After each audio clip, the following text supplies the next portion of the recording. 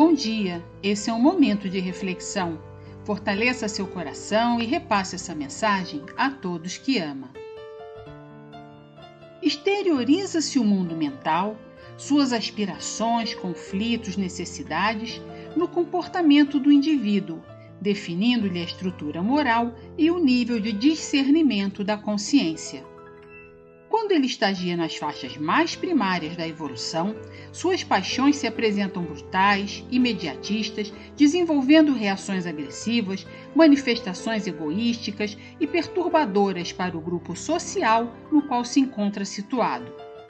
À medida que a educação e a experiência, sofrimentos inesperados, lutas para a aquisição do equilíbrio, constatação da própria fragilidade, trabalham-no, altera-se-lhe o programa de anelos, adaptando-se melhor ao segmento da sociedade em que se movimenta, desenvolvendo as aptidões latentes que o impelem para as ideias de beleza, de crescimento íntimo, de autorrealização. No comportamento se manifestam a sua realidade intelecto-moral e o seu correspondente nível de saúde física e mental. Ninguém consegue identificar-se com a autoiluminação não estando disposto ao esforço por educar-se, comportando-se com equilíbrio diante das circunstâncias que defronta no processo social, assim como nos fenômenos e ocorrências pessoais. Na complexidade de tais realizações, a interação mente-corpo, espírito-matéria é inalienável.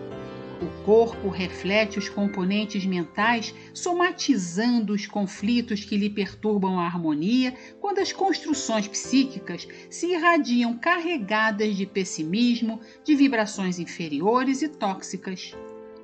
Os tecidos celulares reagem conforme as ondas mentais que os visitam, agredindo-os ou conciliando-os.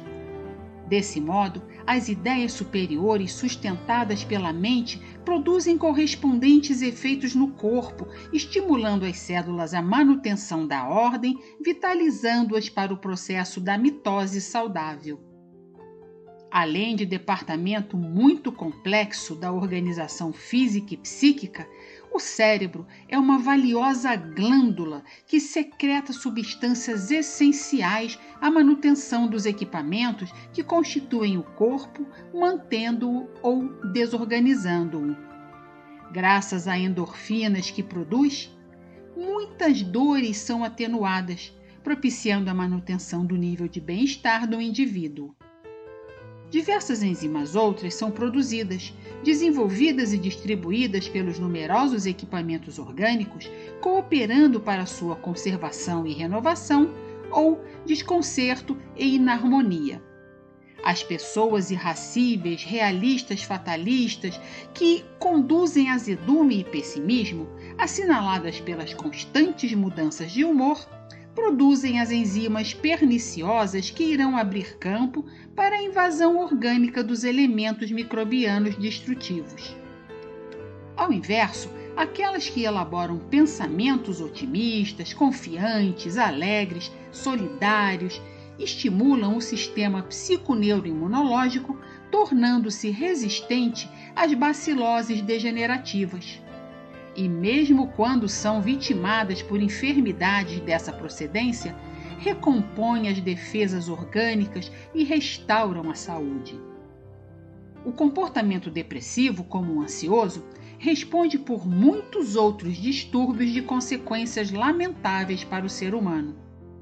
O espírito conduz o corpo através de vibrações delicadas que sustentam as células, mantendo-as em ritmos harmônico e desgastante, conforme as ondas mentais que irradia. Para que o comportamento alcance o ponto ideal que faculta resultados felizes, é indispensável o cultivo dos pensamentos edificantes, propiciadores da disciplina interior, através da qual se exteriorizam em hábitos equilibrados, fomentadores de saúde, de alegria de viver. Nesse sentido, as insubstituíveis lições de Jesus Cristo constituem diretrizes de segurança que devem ser esculpidas na mente, deixando-as irradiar-se em sucessivas ondas de amor que vitalizam o homem e a mulher, espraiando-se em direção do seu próximo em forma de transação psicológica de alto nível, tornando-se o comportamento ideal que os promoverá à condição de pessoas realmente felizes.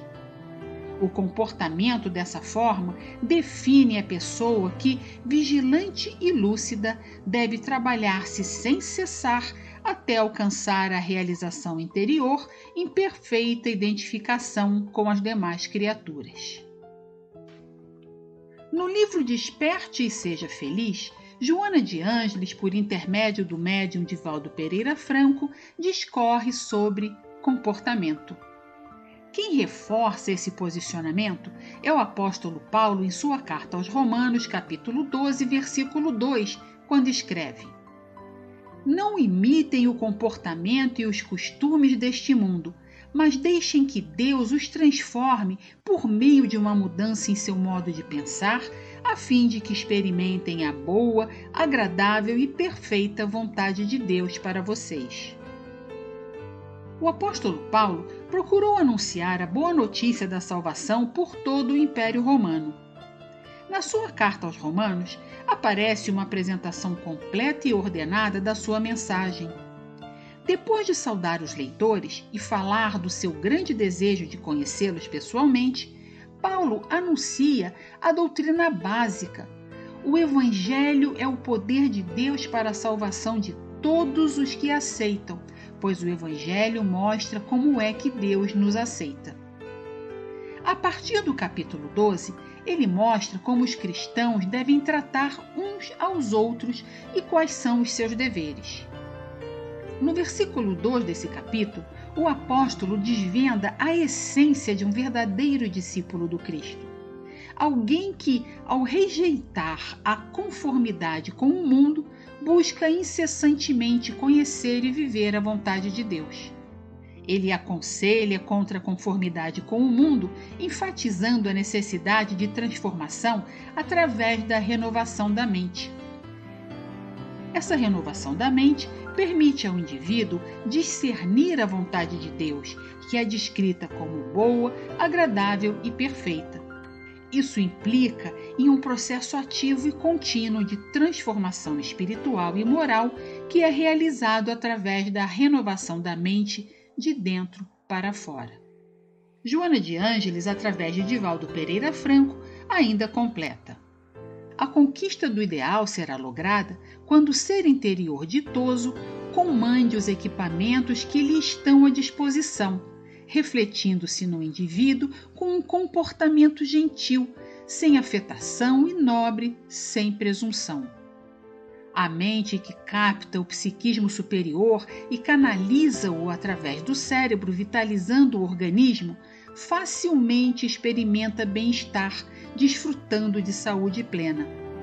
Quando isso não ocorre, consome-se nas emanações absorvidas dos tóxicos que predominam na psicosfera ambiental, passando a assumir uma conduta pessimista derrotista, naufragando em perturbações que podem ser evitadas. O universo está mergulhado no pensamento cósmico do qual se originou e de que se nutre. És parte essencial dele, e se quiseres manter-te em harmonia, deixa que as suas irradiações te invadam, posicionando tua mente para preservar o equilíbrio da organização de que te utilizas no processo atual da tua evolução. Joana de Ângeles. Que nos aprimoremos dia após dia. Que assim seja, graças a Deus.